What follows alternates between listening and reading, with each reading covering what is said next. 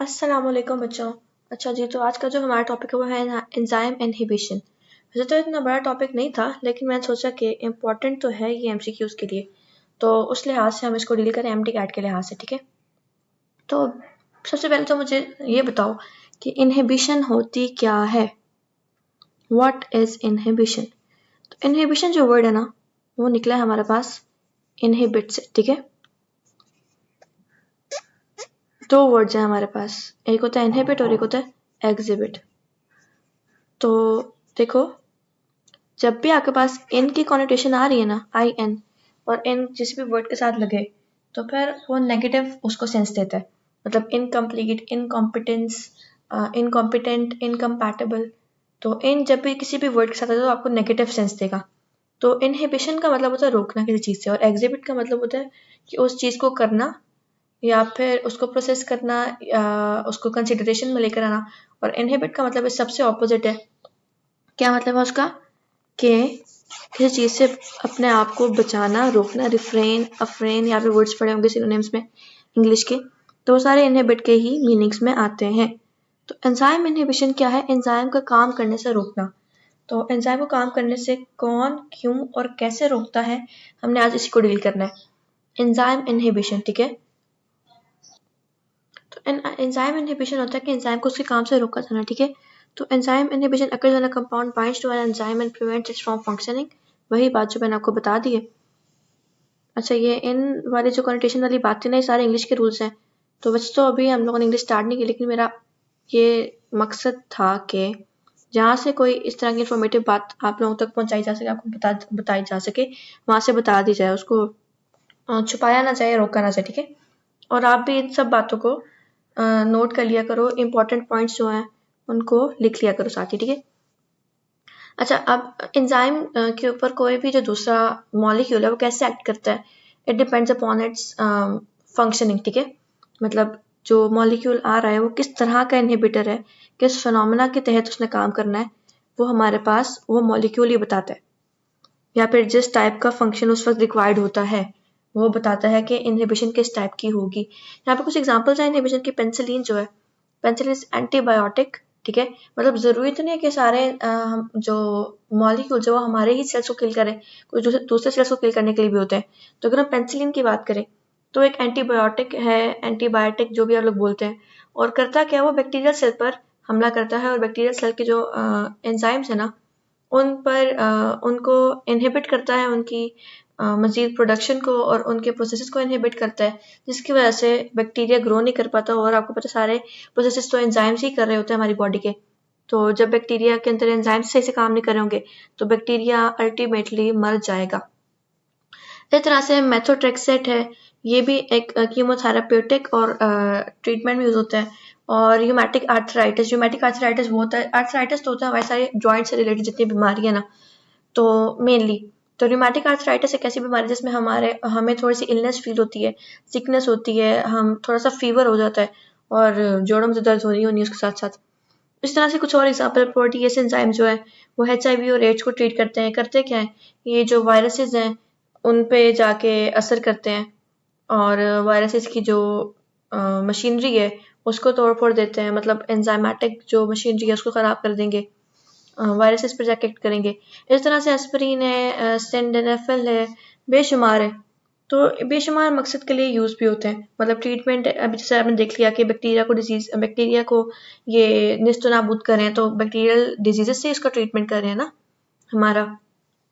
Micro organism को control करते हैं। मतलब अगर हमने प्रिजर्वेटिव्स अगर आपने देखे हो ना, तो उसमें इस तरह की एंटीबॉडीज डाल दी जाती हैं जो बैक्टीरिया सेल्स जब उसमें इन्वेट करें किसी भी फूड में, तो वो उनको उसी वक्त मार दें। और उसके बाद स्टडिंग मतलब एंजाइम्स को स्टडी करने के लिए भी हम इनहिबिटर्स का यूज़ कर सकते हैं, कि अगर इस तरह का इनहिबिटर यूज़ करें तो एंजाइम का फंक्शन किस तरह का हो जाएगा। तो ये सारी बातें हैं, कोई मुश्किल नहीं था वैसे इनहिबिटर का ये वाला टॉपिक आज का। अच्छा, इनहिबिटर्स जो होता है ना, देखो एंजाइम ने फंक्शन करना तो सबस्ट्रेट के ऊपर, तो इनहिबिटर क्या करेंगे, इनहिबिटर सबस्ट्रेट के साथ लड़ाई करेंगे ना। मतलब एंजाइम के सबस्ट्रेट के बजाय इनहिबिटर जाके एंजाइम के साथ जुड़ जाएंगे, ताकि एंजाइम असली सबस्ट्रेट के साथ रिएक्ट ना कर सके, और जो उसका असली प्रोसेस है उसको ना सर अंजाम वो उसको ना प्रॉपर तरीके से पूरा कर सके अपने प्रोसेस को, ठीक है। उसका प्रोसेस सर अंजाम ना पा सके, इसलिए इनहिबिटर्स जो है वो सबस्ट्रेट के साथ कंपटीशन में आते हैं, और उस कंपटीशन में इनहिबिटर्स जो होते हैं वो थोड़े स्ट्रॉन्ग होते हैं, कंपटीशन जीत जाते हैं, और एंजाइम के साथ मतलब सारी दौड़ एक कुर्सी की, और वो कुर्सी क्या है, वो एक एंजाइम है जिसके लिए सबस्ट्रेट ने भी लड़ाई करनी है, इनहिबिटर ने भी लड़ाई करनी है। इनहिबिटर थोड़ा सा अपर लेवल वाला बंदा है, तो वो सबस्ट्रेट से जीत ही जाता है हमेशा। तो है कि inhibitor directly competes with the substrate to see which one can bind to the active site first. When the inhibitor binds to the active site, it prevents the substrate from binding, so no reaction can occur. ठीक है, मतलब ethanol की example लेते हैं। The compound found in alcoholic beverages is broken down by a series of enzymes. तो इसमें होता क्या है कि कभी कभार कोई ना कोई इनहिबिटर आके इसके साथ जुड़ जाते हैं एंजाइम के साथ, तो वो एथेनॉल की ब्रेकडाउन नहीं कर पाता। ठीक है, और इन जो एंजाइम्स है ना, एंजाइम इनहिबिटर्स, वो दो तरह के होते हैं। एक हमारे पास कॉम्पिटिटिव और एक है नॉन कॉम्पिटिटिव। कॉम्पिटिटिव वाले ने तो लड़ाई कर देनी, कॉम्पिटिटिव लफ्ज निकले कॉम्पिटिशन से। ठीक है, और कॉम्पिटिशन क्या होता है, किसी भी चीज़ के लिए कम्पीट करना जब हमारे पास एक दूसरा बंदा मौजूद हो। ऐसा नहीं है आप अकेले किसी कॉम्पिटिशन में नहीं होते। जैसे अगर हम एमटी कैट की बात करें तो तकरीबन 3 लाख बच्चे हैं जिसके साथ आप कॉम्पिटिशन में, आप अकेले अपने साथ ही कॉम्पिटिशन में नहीं होते। कॉम्पिटिशन के लिए ज़रूरी है कि साथ कोई और क्लास, कोई और बंदा ज़रूरी हो। तो इस तरह से अगर कॉम्पिटिटिव इनहिबिटर्स की बात करें तो कॉम्पिटिटिव इनहिबिटर्स जो इनहिबिटर्स हैं वो कंपटीशन में आते हैं सबस्ट्रेट के साथ। ठीक है, जबकि नॉन कॉम्पिटिटिव इनहिबिटर्स जो है ना वो अपनी मौज मस्ती में लगे होते हैं, खुद ही आके एंजाइम की जो है ना वो प्रोसेसेस को रोक देते हैं। मतलब उनको सबस्ट्रेट के साथ कोई मसला नहीं, सबस्ट्रेट आए ना आए उनको फ़र्क ही नहीं पड़ता। तो पहले हम दोनों को बारी बारी डील कर लेते हैं। Competitive inhibition. तो competitive inhibition, what is competitive inhibition?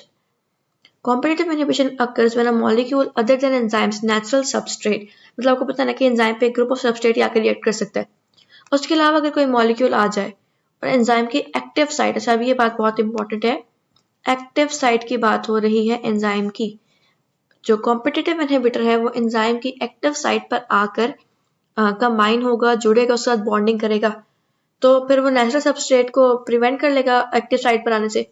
आपको पता है कि एक्टिव साइट पर कुछ जुड़ेगा तभी जो एक्टिव साइट की कैटालिटिक साइट है वो उस पर रिएक्शन परफॉर्म कर सकती है ना। और अगर एक्टिव साइट मतलब जब बाइंडिंग साइट अगर स्पेसिफिक हो जाए, तो अगर बाइंडिंग साइट पर सबस्ट्रेट ही नहीं लग पाया तो वो प्रोडक्ट में कैसे कन्वर्ट होगा? तो होता क्या है कि बाइंडिंग साइट पर सबस्ट्रेट के बजाय इनहिबिटर आकर जुड़ जाता है। अब ये कुछ एग्जाम्पल्स हैं, ये आप लोग पढ़ लेना, मतलब इतनी इंपॉर्टेंट नहीं लेकिन पढ़ लेना ताकि आप लोगों को अंदाज़ा हो जाए। एग्जाम्पल्स वैसे ज़्यादातर इसलिए डील करनी चाहिए ताकि इंसान को जो फिनोमेना है ना उसका अंदाज़ा हो सके। अच्छा ये भी सारे एग्जांपल्स हैं। और कॉम्पिटिटिव इनहिबिटर्स, दोबारा इसको डील करते हैं। Such inhibitors are commonly substrate analogs. मतलब क्या है? एनालॉग्स का मतलब है कि स्ट्रक्चरली सेम है, फंक्शनली डिफरेंट है। ठीक है, यहाँ पर इसका ये मतलब है। एनालॉग्स का यहाँ पर सबस्ट्रेट एनालॉग्स का मतलब है कि उनका जो स्ट्रक्चर है ना, जो उनकी मेकिंग है वो सबस्ट्रेट से मिलती जुलती है। थोड़ा बहुत फ़र्क होगा लेकिन मोस्टली वो उससे मतलब उसके जैसी जैसी है, ज़्यादा फ़र्क नहीं आने लगा। तो बेचारे एंजाइम को समझ नहीं लगती कि इसमें से मेरा असली सबस्ट्रेट कौन सा था, तो वो इनहिबिटर को अपना असली सबस्ट्रेट समझ लेता है और उसके साथ बाइंडिंग कर लेता है, हालांकि उसको नहीं पता कि मेरे लिए बहुत जानलेवा होने वाला है काम सारा। अब देखो कॉम्पिटिटिव इनहिबिटर की एग्जांपल यहाँ पर एक लिखी हुई है, मेथोट्रेक्सेट। ठीक है, मेथोट्रेक्सेट एक एंटी नियोप्लास्टिक ड्रग है। मतलब नियोप्लास्टिक आपने पढ़ा होगा कि हम लोगों ने उधर जो अल्कीन्स हैं उनमें हम लोगों ने नियोप्लास्टिक बनाई भी थी, मतलब नियोक्लोरीन बनाई थी, नहीं क्लोरोप्रीन बनाई थी। इस तरह से नियोप्लास्टिक भी एक होता है, ये प्लास्टिक का ही एक सिंथेटिक अदर आइसोमर है, अदर फॉर्म है प्लास्टिक की। तो जो मेथोट्रेक्सेट है ना वो नियोप्लास्टिक का एंटी ड्रग है। मतलब ये नियोप्लास्टिक जो एंजाइम नियोप्लास्टिक बना रहा है उसके ऑपोजिट काम करेगा। तो मेथोट्रेक्सेट ने क्या करना है, इधर हम थोड़ा सा फिगर के साथ देख लेते हैं इसको। सपोज कि ये हमारे पास नियोप्लास्टिक बनाने वाला एंजाइम है और ये हमारे पास नियोप्लास्टिक बनाने वाला सबस्ट्रेट है, और इस सबस्ट्रेट ने एंजाइम के साथ जब रिएक्ट किया तो उसके बाद नियोप्लास्टिक बन गया। होगा क्या कि अब यहाँ पे हमारे पास मेथोट्रेक्सेट आ गया कॉम्पिटिटिव इनहिबिटर के तौर पे। उसने नियोप्लास्टिक बनाने वाला सबस्ट्रेट के बजाय खुद एंजाइम की बाइंडिंग साइट के साथ बाइंडिंग कर लिए। अब वो ना तो सबस्ट्रेट को बाइंडिंग करने दे रहा है और ना खुद बाइंड होकर प्रोडक्ट बना रहा है, वो साथ ही लगा हुआ है, जब तक के कोई और जब तक कि अच्छा इसको प्रिवेंट करने का तरीका क्या आता है हमारे पास कि अगर हमारे किसी भी जिस प्रोसेस को हम स्टडी कर रहे हैं, जिस सिस्टम को हम स्टडी कर रहे हैं, उसमें कोई कॉम्पिटिटिव इनहिबिटर आके एंजाइम के साथ जुड़ गया है, तो हम सबस्ट्रेट की लेवल इतना बढ़ा दें कि जो कॉम्पिटिटिव इनहिबिटर है ना, उसको जगह ही ना मिले उस कुर्सी तक पहुंचने की। मतलब एंजाइम को आगे पीछे अपने असली सबस्ट्रेट ही मिल रहे हो, तो हम सबस्ट्रेट को इतना एक्सेस में कर दें कि एंजाइम सबस्ट्रेट के साथ ही रिएक्ट करे किसी ना किसी भी तरीके से, कॉम्पिटिटिव इनहिबिटर तक वो पहुंच ही ना सके। तो ये था उसका। अब मेथोट्रेक्सेट ने यहाँ पे क्या किया कि एंजाइम के साथ बाइंड हो गया और अब वो एंजाइम को अपना असली काम करने नहीं दे रहा। असली काम क्या था एंजाइम का, उसने नियोप्लास्टिक बनानी थी। अब क्या होगा, नियोप्लास्टिक बनेगी नहीं तो हमारी जो इंडस्ट्री है उसको नुकसान पहुंचेगा। इसी तरह अगर हमारी बॉडी के प्रोसेस की बात कर लें तो सपोज हमारे पास एक एंजाइम है सुक्रेज, ठीक है। सुक्रेज ने क्या करना था, सुक्रोज के मॉलिक्यूल को तोड़ना था और बना देना था हमारे पास ग्लूकोज। तो हो सकता है कि सुक्रेज के ऊपर सुक्रोज के बजाय आके लैक्टोज लग गया हो। मतलब अभी मैं ये वैसे एग्जांपल दे रही हूँ, लैक्टोज भी लग जाए तो कुछ ना कुछ तो उसमें फंक्शनिंग हो ही जाएगी क्योंकि वो सिमिलर क्लास से बिलोंग करते हैं। लेकिन अभी हम थोड़ा बहुत ज़्यादा स्पेसिफिक हो जाते हैं। सपोज सुक्रोज के बजाय लैक्टोज आके लग गए और अब वो एंजाइम लैक्टोज पर अमल ही नहीं करेगा। सुक्रोज ने तोड़ के ग्लूकोज बना था, ग्लूकोज आगे से एनर्जी बनानी थी, लेकिन अब लैक्टोज जो लग गया, लैक्टोज ना खुद टूट रहे ना सुक्रोज को टूटने दे रहे और लैक्टोज से अब ग्लूकोज भी नहीं बन रहा। अभी हम ज़्यादा स्पेसिफिक हो रहे हैं, ठीक है। तो यहाँ पर लैक्टोज किस तौर पे काम कर रहा है, लैक्टोज एक कॉम्पिटिटिव इनहिबिटर के तौर पर काम कर रहा है और चूंकि ग्लूकोज नहीं बन रहा, एनर्जी नहीं बन रही और एनर्जी नहीं बन रही तो हम मर जाएंगे। सिंपल सी बात है, एनर्जी होगी तो हम जिंदा रहेंगे। इस तरह से दूसरा टाइप है नॉन कॉम्पिटिटिव इनहिबिशन की, ठीक है। नॉन कॉम्पिटिटिव इनहिबिशन में क्या है कि ये जो इनहिबिटर है ये एंजाइम के ऊपर, मतलब ऐसा मैंने आपको कल बताया था कि एंजाइम की दो साइड्स होती हैं। If this is a enzyme तो ये उसकी होती है एक्टिव साइट और बाकी जितनी भी साइड बचती है ना, यहाँ पे मतलब बाकी जितनी भी बॉडी बचती है उसको हम कहते हैं एलोस्टेरिक साइट, ठीक है। तो मैंने भी ऊपर आपको कहा था, एक वर्ड मेंशन किया था, एक्टिव साइट पर कॉम्पिटिटिव इनहिबिटर रिएक्ट करते हैं, ठीक है। ताकि क्योंकि उन्होंने सबस्ट्रेट से लड़ना होता है, सबस्ट्रेट भी एक्टिव साइट पर रिएक्ट करता है। नॉन कॉम्पिटिटिव इनहिबिटर जो है ना, उन्होंने सबस्ट्रेट से लड़ाई नहीं करनी होती, वो सीधा कहीं ना कहीं से आगे ना एलोस्टेरिक साइट पर रिएक्ट करते हैं। तो एलोस्टेरिक साइट कोई भी हो सकती है, यहाँ पे कर सकते हैं, यहाँ पे कर सकते हैं, यहाँ पे कर सकते हैं। होता क्या है कि ये एक अगर एंजाइम है, ठीक है, ये इसकी एक्टिव साइट थी, इस तरह से कर्व से बना हुआ था। अब क्या हुआ कि ये वही एंजाइम था, अब ना एक नॉन कॉम्पिटिटिव इनहिबिटर आया, वो यहाँ पे आके लग गया एलोस्टेरिक साइट पे। होगा क्या कि इसके नॉन कॉम्पिटिटिव इनहिबिटर के एलोस्टेरिक साइट पर लगने से जो उसकी एक्टिव साइट थी ना वो खराब हो गई है। एक सेकेंड जरा, हाँ। अब देखो, जब non competitive inhibitor allosteric site पर लगा है तो एलोस्टेरिक साइट को उसने अंदर की तरफ पिंच किया है, जिसकी वजह से ऊपर जो उसकी वो दूसरी थी एक्टिव साइट, वो भी अंदर की तरफ पिंच हो गई है, या फिर उसकी भी शेप जो है ना किसी तरीके से डिफॉर्म हो गई है। अब होगा क्या, जब जो असली सबस्ट्रेट है सपोज वो इसी तरह से इस कर्व का था, अब वो इधर आया तो इधर वो रिएक्ट नहीं कर पा रहा, मतलब इसका बाइंड नहीं कर पा रहा, वो प्रॉपर ये कर्व है और अब वो कर्व इस चीज में कैसे घुसेगा, ठीक है। मतलब उसने बाइंडिंग करनी है, बाइंडिंग साइड में वो कैसे अटैच हो सकता है जब तक के उससे प्रॉपर वो स्ट्रक्चर ना मिल जाए जिसके साथ उसने बाइंड करना था। तो ये इतनी बात थी, ये सारा मैंने नॉन कॉम्पिटिटिव इनहिबिशन बता भी दिया। तो नॉन कॉम्पिटिटिव इनहिबिटर्स जो होते हैं ना, वो हमारे पास एलोस्टेरिक साइट पर बाइंड करते हैं और एंजाइम का जो स्ट्रक्चर है ना उसको ऑल्टर कर देते हैं, ताकि जब असली सबस्ट्रेट आ भी जाए ना तो वो एंजाइम के साथ रिएक्ट ना कर सके। इसके एग्जाम्पल में साइनाइड आपको पता होगा, साइनाइड काफ़ी ही खौफनाक पॉइजन है और जब कोई इंसान साइनाइड पीता है तो कुछ ही लम्हों में उसकी डेथ हो जाती है। तो इससे होता क्या है कि साइनाइड जो है ना वो साइटोक्रोम ऑक्सीडेज एंजाइम जो है ना उसके ऊपर नॉन कॉम्पिटिटिव इनहिबिटर के तौर पे काम करता है और एटीपी प्रोडक्शन को रोक देता है। तो आपको पता है साइटोक्रोम क्या करते हैं, एटीपी प्रोड्यूस करते हैं, तो एटीपी प्रोडक्शन को रोक देता है, जिसकी वजह से एटीपी नहीं बनेंगे, रेस्पिरेशन ही नहीं हो रही तो हम कहाँ बचेंगे। इस तरह हैवी मेटल्स हैं, आपने देखा होगा सुना होगा कि हैवी मेटल्स की वजह से कैंसर हो जाता है वगैरह वगैरह। तो इसी सारी यही वजूहत है कि एंजाइम सही से काम ही नहीं करते। और भी एग्जांपल्स हैं तो वो आप देख लेना examples. Non-competitive inhibition is a type of enzyme inhibition that occurs when an enzyme binds to a different part of the enzyme. ठीक है, मतलब एक्टिव साइट पे बाइंड नहीं कर रहा, किसी और पार्ट पर बाइंड कर रहा है, उसकी शेप को चेंज कर रहा है और फिर prevent the substrate from binding. Explanation हम चेक करते हैं इसकी कि the inhibitor binds to an allosteric site of the enzyme which is different from the active site where the substrate binds. ठीक है, this binding changes the shape of the active site. जो मैंने आपको सारा फिनोमेना बता दिया, same वही phenomena यहाँ पर लिख भी दिया था. एग्जाम्पल्स में वही है, मरकरी आ गया स्ट्रॉन्ग जो मेटल है, और सरमरिन आ गया, साइनाइड आ गया. अब इसको थोड़ा सा हम फिगर के तौर पे देख लेते हैं. दिस इज द सबस्ट्रेट, ठीक है, और सबस्ट्रेट ने आके अच्छा जी यहाँ पे ये एंजाइम की एक्टिव साइट है, ये वाली सबस्ट्रेट एक्टिव साइट पे लगना था. तो पहला एग्जांपल हमारे पास कॉम्पिटिटिव इनहिबिशन की, ठीक है, और सेकंड एग्जांपल हमारे पास है नॉन कॉम्पिटिटिव इनहिबिशन की. तो कॉम्पिटिटिव इनहिबिशन में क्या हुआ कि जो कॉम्पिटिटिव इनहिबिटर है वो एक्टिव साइट पर आके ही लग गया, जिसकी वजह से सबस्ट्रेट उसको बाइंड नहीं कर पा रहा. ठीक है, ये हम पहले पढ़ चुके हैं. अब नॉन कॉम्पिटिटिव की बात करें तो जो नॉन कॉम्पिटिटिव इनहिबिटर है वो एक्टिव साइट पर तो नहीं लगा, लेकिन वो एलोस्टेरिक साइट पर इस तरह से लगा कि जो एक्टिव साइट का ये कर्व था ये डिस्ट्रॉय हो गया, और सबस्ट्रेट ने तो अटैच इस कर्व के साथ होना था क्योंकि सबस्ट्रेट खुद एक कर्व है. जब भी एंजाइम सबस्ट्रेट की बात हो तो हमारे जहन में ना एक पजल आ जानी चाहिए.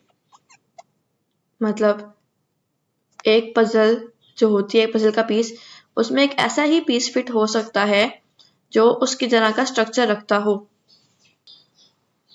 तो जो एक पजल का पीस होता है ना वो दूसरे पीस में तभी लग सकता है जब दूसरा पीस उसके ऑल्टरनेटिव हो. अगर कोई और स्ट्रक्चर होगा तो फिर वो पजल का पीस दूसरे पजल के पीस में नहीं लग सकता. Same goes for enzyme substrate, उनको आप पजल के पीसेस सोच सकते हैं. और नॉन कॉम्पिटिटिव इनहिबिटर जो है ना उसने एलोस्टेटिक साइट पर एक्ट करना है और एंजाइम का जो एक्टिव साइट है उसको डिस्ट्रॉय कर देना है, उसके स्ट्रक्चर को चेंज कर देना है. ठीक हो गया.